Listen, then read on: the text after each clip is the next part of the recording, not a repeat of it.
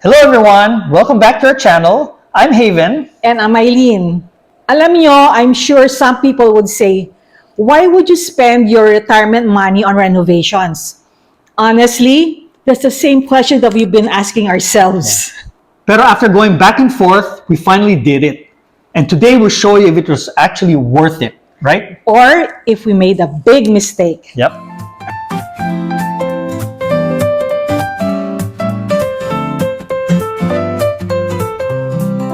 We've been in this house for so many years, pero walang halos kaming na-renovate. Medyo luma na, tapos yung colors pa niya, talagang dark colors yun, di ba? And dated na, lalo na yung mga bathrooms namin. And honestly, it didn't feel like home anymore. Kasi nung mga panahon na yon, yung before, ang focus namin ni Haven was yung needs ng anak namin na si Brian, yung his schooling. So hanggang sa nakatapos siya ng college at sa awa naman ng Diyos, nakatapos siya na wala siyang student loans. So doon napunta yung pera namin. And at the same time, we were saving for our retirement. So we've been thinking, do we save everything just for our retirement? Or do we do everything right now so we can actually enjoy it? Sabi nga ng parents ko if you have the money and if it will make you happy, go for it. Basta ba hindi mo uutangin So sabi nga namin ni Haven, o nga no, pinaghirapan namin yon. So why not enjoy it? Tama. So our final mindset was, let's go for the renovation. Because this is the place that we're gonna actually retire in. So why not? So samahan nyo kami at papakita namin sa inyo kung ano pinagagawa namin sa bahay namin. Short Short tour.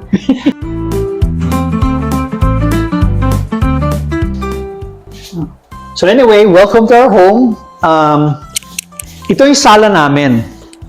Dati madilim to Kasi ang paint may pagka-dark.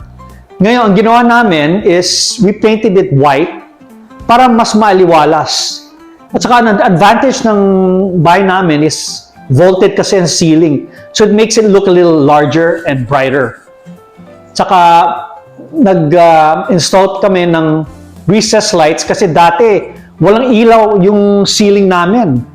We're just relying on one lamp which was used to be there. And that was it. So, hindi well-lit tong area.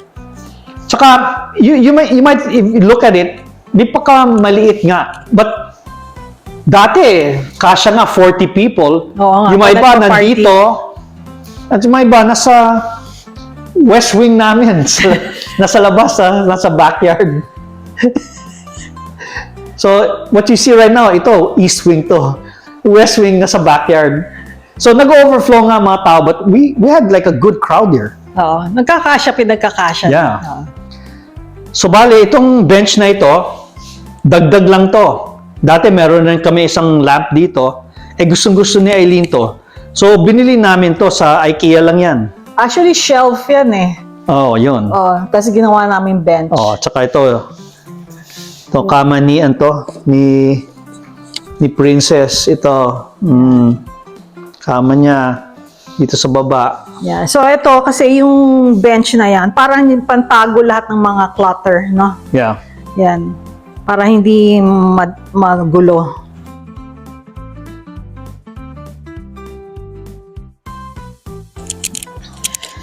So ako naman, this is the most important part of the house for me. Ang kitchen. So, yung kitchen namin before, it was like, yung cabinets niya, maple. Maple yung cabinets, maple color. So, talagang very dated. Tapos, kasi brownish nga siya, or maple color.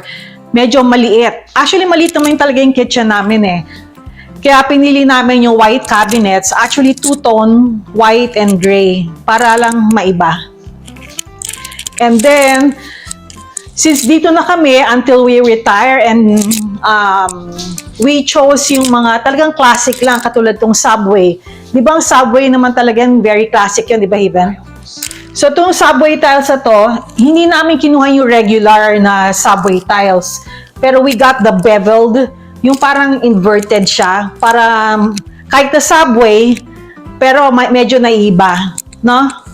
And then, kinuha namin all the way up, and then tinanggal namin yung cabinet dito. Kasi gusto ko merong shelf dito na pang decoration. So when you come in from the front door, ito kaagad yung nakikita. Diba? Para medyo maganda, parang focal point siya. Focal point, no? Tapos dati rin nandito yung fridge namin, so yung counter space hindi masyadong malaki. So ngayon nilipat namin doon, so medyo malaki ngayon dito. Yan. So yun, this is my favorite part of the house. And then here is, ito nga, dati pantry to, so dito na namin nilipat yung fridge. And then, the most important part of the kitchen or kitchen dining is my island. Alam niyo ba, ang island na to, non-negotiable sa akin. So sabi ko dun sa contractor, give me an island, do whatever you have to do. Kasi I need to have that island. So the reason na gusto ko yung island, kasi di ba nakikita natin yung mga family na doon nagko-converge, doon nagkwekwentuhan. So pag may party kami, yung mga kamag-anak, dito lahat nag-uusap-usap habang may nagluluto.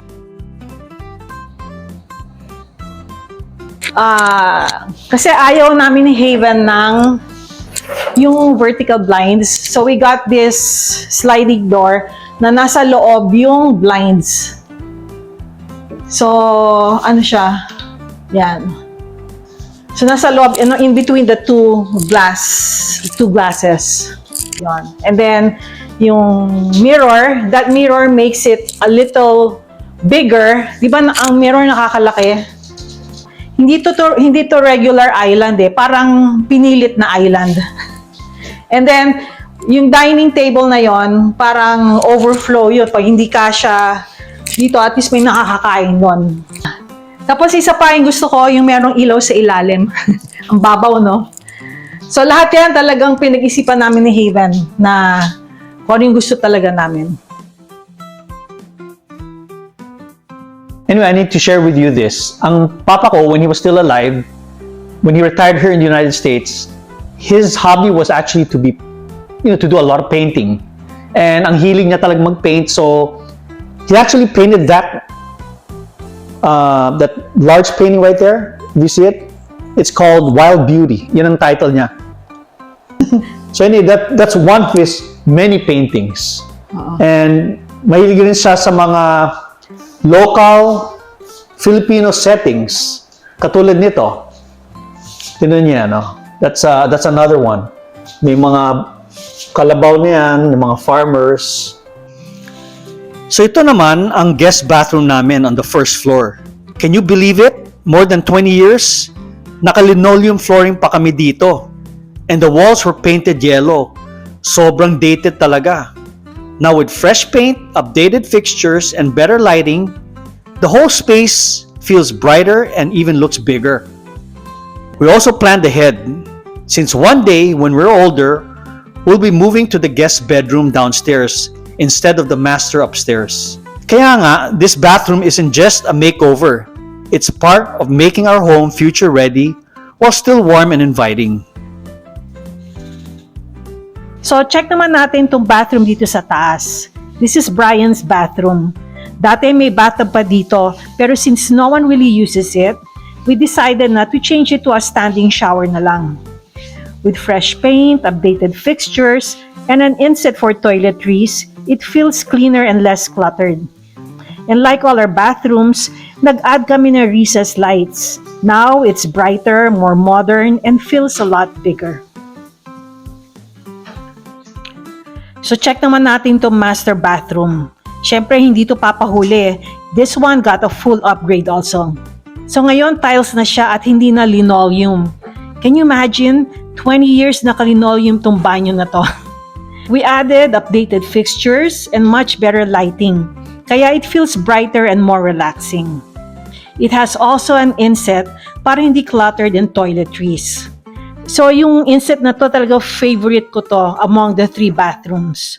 And also we used white cabinets para, to make the space look really clean and airy. Iba talaga ang feeling ngayon. Stepping in here feels so refreshing, parang bagong space altogether. After so many years with the old setup, Haven and I are really happy to finally enjoy this kind of bathroom. So, did we make a mistake? Nope. But sure, we could have invested that money elsewhere. But every time we come into this home, we feel comfort, joy, and that's happiness that is really priceless. And the renovations that we made, it was the best decision in our life. At alam nyo, this house is not just walls and paints. Dito na kami magre-retire ni Haven. Komportable, maaliwalas, at finally, ito na talaga yung pinagplanuhan namin. Yeah. At saka ang hope lang namin talaga is yung son namin na si Brian with his family and together with the Apos will be here on the weekends. Yeah. Diba? Saya siguro nun. That would truly make us really happy. So tell us, if you were in our shoes, would you renovate or would you save it for retirement?